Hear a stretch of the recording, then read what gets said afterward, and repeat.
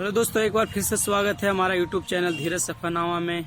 और मैं निकल चुका हूँ पूरा इंडिया घूमने। 6 महीने के सफ़र पे निकल चुका हूँ, लेकिन ये सफ़र कैसे तय होगी और किसके माध्यम से जा रहा हूँ, ये मैं 4 दिन गैप होकर मैं आपको बताना चाहूँगा। तो काफ़ी लंबे समय से मैं सोच रहा था कि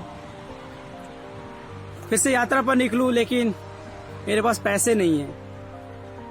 घर पे गया था, सोचा था कि कुछ 10-15 हज़ार 20 हज़ार जुगाड़ होगा फिर निकलूंगा, लेकिन जब निकलने लगा तो सोचा कि चलो मुझसे नहीं हो पाया तो पापा से ले लेते हैं।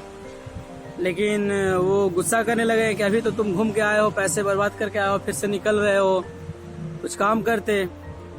फिर भी मैं उनका कहना जायज है, लेकिन मेरा भी कुछ अलग पर्पस है। मैं जॉब तो करना चाहता हूँ, लेकिन कोई भी जॉब करूँ, ऐसे ही कोई भी काम करूँ, ये मैं नहीं चाहता, क्योंकि मैं एमफिल किया हूँ और मैं चाहता हूँ कि एकेडमिक में ही रहूँ। लेकिन एकेडमिक में लंबे समय से मुझे काम नहीं मिला है। इसके पहले मैं IIPA में और ISD में काम किया हूँ एज ए रिसर्च असिस्टेंट, लेकिन लॉकडाउन के बाद से फिर मुझे नया काम मिला नहीं है। तो मैं सोचा कि यात्रा पर ही निकलते हैं, कुछ देखते हैं। तो मेरे माइंड में आया कि किसान मूवमेंट चल रहा है, तो और इनका किसानों का मांग जायज़ है, तो मैं सोचा कि इसी पे कुछ अध्ययन करते हैं। तो मैं सोचा कि किसानों के समर्थन में एक यात्रा निकालते हैं, और मैं निकल दिया। जब निकल रहा था घर पे, तो पापा ने मुझे 1100 रुपया दिए वो, और मेरे पास भी कुछ 500 रुपया ऐसे हो गया था, तो ऐसे ही 1600 रुपया हो गया। मैं दिल्ली आया।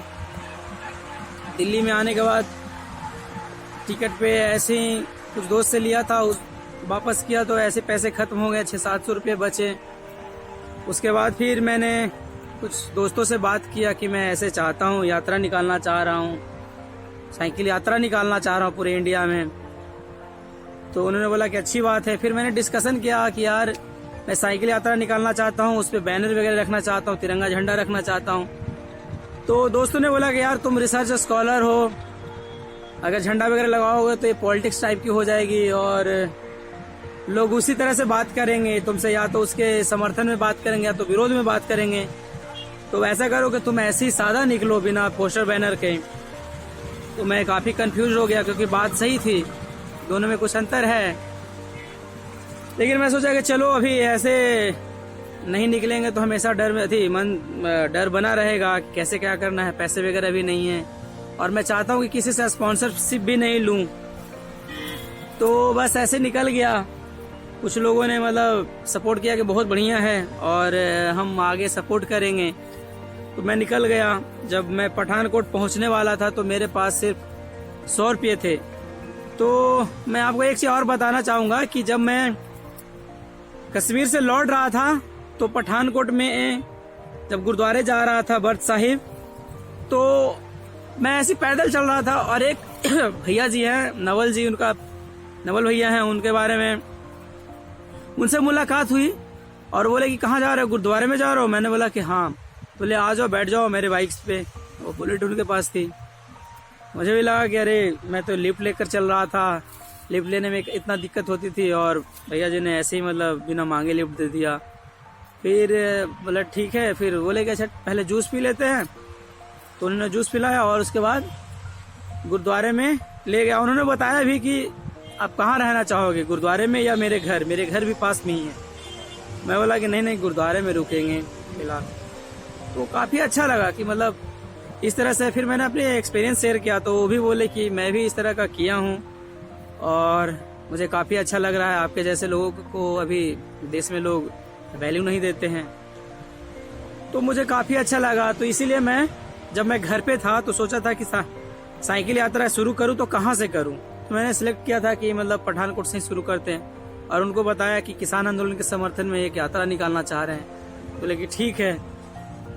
जब गुरुद्वारे आया फिर तो मेरे पास उस समय 60 रुपये थे, क्योंकि 20 रुपये 2 ऑटो में 20-20 रुपया खर्च हो गया और मुझे साइकिल भी लेनी है, तो काफ़ी लग रहा था कैसे होगा।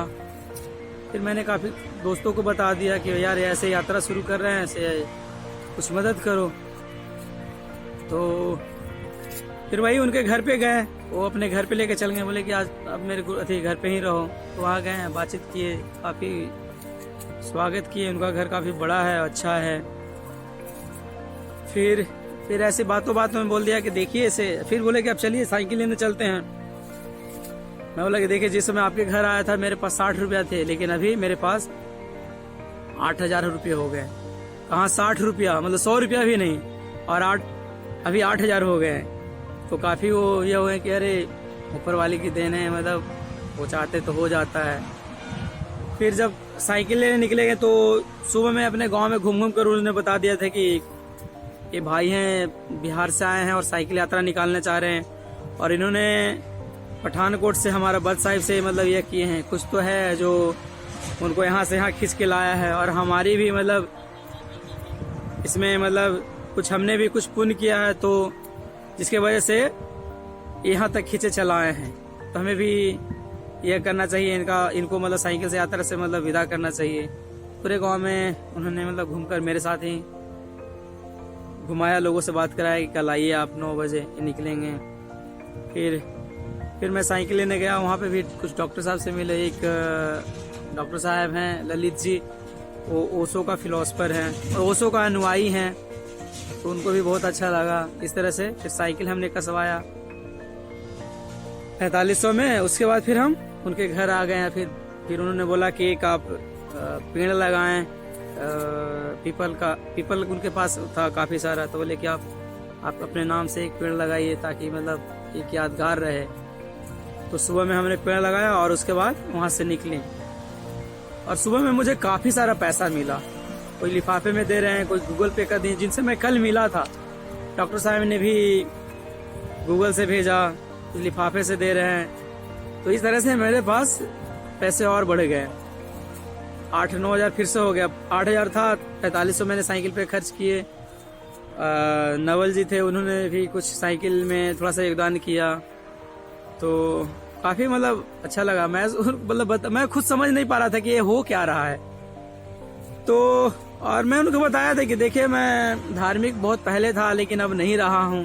लेकिन जिस तरह से आप बात कर रहे हैं, मैं आपके बातों में खींचा चला आ रहा हूँ, क्योंकि आप सभी धर्म को लेकर चल रहे हैं, सभी धर्म के प्रति आपका प्यार है। तो ये बातें मुझे बहुत आपके बातों में मैं खींचा चला आ रहा हूँ, क्योंकि अभी के डेट में इस तरह से नहीं हो रहा है। सब लोग काफ़ी कट्टरता की ओर बढ़ रहे हैं, मतलब इंडिया में नहीं, मतलब पूरे देश में, पूरे विदेश में, हर जगह कट्टरता बढ़ रही है। लेकिन कुछ लोग इस तरह से मिलते हैं कि सभी को मतलब समान रूप से देखते हैं, सभी धर्म को, जाति को, तो काफ़ी अच्छा लगता है। तो काफ़ी अच्छा लगा। तो सुबह में मैं इनके घर से निकला, सभी लोगों से आशीर्वाद लिया कि आप लोग आशीर्वाद दें ताकि ये यात्रा सफल रहे। फिर वहाँ से मैं निकला, गुरुद्वारे में आया। गुरुद्वारे में जो बाबा वगैरह हैं उनसे भी बातचीत हुई, वहाँ पे दर्शन वगैरह किए और विदा किए। उसके बाद फिर वहीं पे उन्होंने रिक्वेस्ट किया, नवल जी ने, कि आप स्कूल में चलें, स्कूल से निकलें, बच्चों को भी अच्छा लगेगा, कुछ वो भी मतलब जान पाएंगे, उनको भी अंडरस्टैंडिंग कुछ क्लियर होगी और उत्सुकता होगी जानने का। तो मैं वहाँ पे स्कूल में भी गया और अपनी बातें रखा और वहाँ से शुरुआत किया। तो इस तरह से मेरी जर्नी शुरू हो चुकी है। आगे मैं आप सभी को अपडेट करते रहूँगा और मेरा कई सारे प्लेटफॉर्म रहेगा बात रखने का। फेसबुक पे भी रहेगी, वो उसमें सूचना रहेगा, मोटा मोटी रहेगा, लाइव रहूँगा। इंस्टाग्राम पे भी मतलब सबसे पहले मैं डालूँगा ताकि लोगों को पता चल सके कि मैं कहाँ हूँ। और इस बार मैंने सोचा है कि यूट्यूब पे मैं डेली नहीं अपना वीडियो डालूँ, सप्ताह में 1 या 2 डालूँ, क्योंकि मतलब डेली डालने पे ये हो जाता है कि सब लोग देख नहीं पाते हैं। इसलिए मैं सप्ताह में 1 दिन या 2 दिन ऐसे कोशिश करूँगा, मेरे लिए भी अच्छा रहेगा। और मैं डायरी भी मेंटेन कर रहा हूँ, तो ताकि मैं लास्ट में किताब लिख सकूँ, लिखूँगा तो हर चीज़ का एक अलग महत्व है, हर एक चीज़ पे अलग अलग तरीके से बातें रहेगी। किताब में रहेगी वो बिल्कुल निचोड़ रहेगी, मतलब आर्टिकुलेट रहेगा, मतलब अलग अलग रेफरेंस रहेंगे, बहुत सारी चीज़ रहेगी, ऑथेंटिक रहेगी। और फिर जो मैं यूट्यूब पे रखूंगा अपनी बातें, वो जिनसे मैं मिल रहा हूँ उससे मैं वो क्या रिएक्शन दे रहे हैं, किस तरह की बातें रख रहे हैं, उसमें बहुत सारी रहेगी। कुछ अच्छा भी रहेगा, कुछ नहीं भी रहेगा, लॉजिकल रहेगा, लॉजिकल नहीं भी रहेगा। तो इसलिए हर चीज़ का एक अलग महत्व है। तो प्लीज़ आप लोग सभी लोग जो लोग फेसबुक पे नहीं हैं, इंस्टाग्राम के जो मैं उसका लिंक मैं डाला हूँ वहाँ से आप उसको सब्सक्राइब कर लें, फॉलो कर लें और इस मैसेज को सभी लोग तक आप फॉरवर्ड करें। और ये है कि ये जो मेरा साइकिल यात्रा है स्पॉन्सरशिप नहीं है। मैं ऐसे ही रैंडमली किसी गांव में भी जाऊंगा और वहाँ पे रिक्वेस्ट करूंगा कि मैं आपके पास एक दिन रहना चाहता हूँ। और हर एक जगह अलग अलग पूरे देश में किसानों का क्या हालत है, किस तरह से वो किसानी कर रहे हैं, वो फायदेमंद है कि नहीं, उस पर मैं बात करूंगा। और उसके अलावा भी आप लोगों को एंटरटेन करते रहूंगा।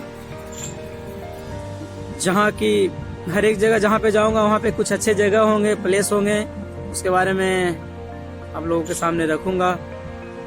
टूरिस्ट प्लेस हो या फिर कुछ और हो, नदियाँ हो, झील झरने हो, जो भी टूरिस्ट प्लेस आएंगे जो अच्छा रहेगा उस पर मैं वीडियो डालते रहूंगा। तो चलिए फिर से मिलते हैं।